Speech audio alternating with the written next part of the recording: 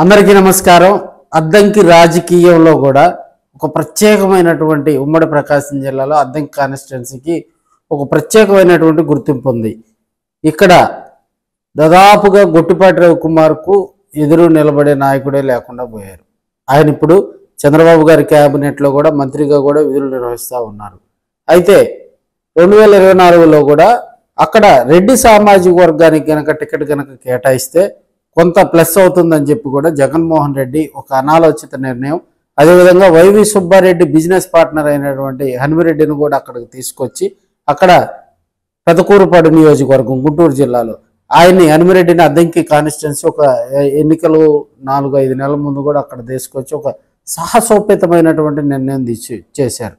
అప్పటి వరకు కూడా అక్కడ గరటే వాళ్ళ అబ్బాయి ఇద్దరు కూడా యాక్టివ్గా ఉన్నప్పుడు కూడా వాళ్ళని పక్కన పెట్టేసి హనుమిరెడ్డికి అక్కడ నియోజకవర్గ ఇన్ఛార్జిగా కూడా అక్కడికి తీసుకురావటం, అక్కడ గొట్టిపాటి రవికుమార్ గారి మీద కూడా హనుమిరెడ్డి గారు భారీ ఓటమి చవి చూడటంతో కూడా హనుమిరెడ్డి గారు కూడా బిఫోర్ ఎలక్షన్ ముందే కొన్ని పత్రికల్లో కూడా మనం చూసాం హనుమిరెడ్డి కనిపించడం లేదనే వార్తలు. సో ఎన్నికల్లో ఓడిపోయిన తర్వాత కూడా ఆయన నియోజకవర్గంలో కొంత ఇన్యాక్టివ్గా ఉన్నట్టుగా కూడా తెలుస్తుంది.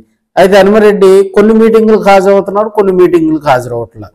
నేనైతే ప్రకాశం జిల్లా వైసీపీ ఆఫీసులో కూడా 2-3 మీటింగుల్లో నాకు కనపడ్డాను, నేను పలకరించాను.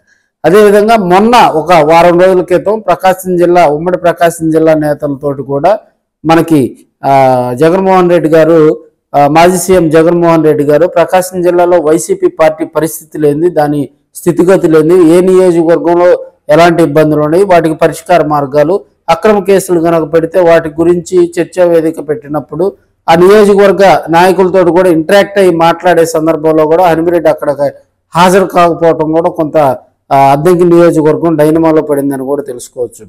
దాదాపుగా కొన్ని నియోజకవర్గాలు అయితే జగన్మోహన్ రెడ్డిని ప్రసన్నం చేసుకునేందుకు కూడా కొంతమంది నియోజకవర్గ ఇన్ఛార్జీలు అక్కడ ఉన్నటువంటి జడ్పీటీసీలు, ఎంపీటీసీలు కూడా తోడుకొని పోయిన సందర్భాలు మనకు ప్రకాశం జిల్లాలో చూసాం. అయితే హనుమిరెడ్డి మీటింగ్ హాజరు కాకపోవడంతో కూడా అద్దంకి కాన్స్టిట్యున్సీలో కొంత వైసీపీ కూడా డేలా పడుతుందని కూడా చెప్తా ఉన్నారు.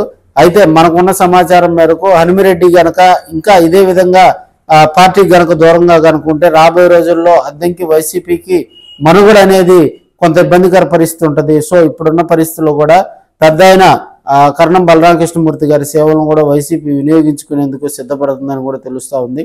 ఆయన గనక అద్దంకి తీసుకొచ్చినట్లయితే కొంత ఆయనకంటూ అక్కడ స్పెషల్ క్యాడర్ ఉంది కాబట్టి అటు వైసీపీ నుంచి ఇటు టీడీపీ నుంచి, అదేవిధంగా బలరాం గారు అంటే అక్కడ నియోజకవర్గ ప్రజలకు కొంత అభిమానం ఎక్కువ. ఆయన అంటే కూడా అభిమానంతో కూడా రాజకీయం అన్నా కానీ మనం ప్రకాశం జిల్లాలో కథలుగా చెప్పుకుంటాం కాబట్టి ఇప్పుడున్న పరిస్థితుల్లో ఆయన అద్దంకి తీసుకొచ్చేందుకు కూడా జగన్మోహన్ రెడ్డి వ్యూహాలు రచిస్తున్నట్టు కూడా తెలుస్తూ ఉంది.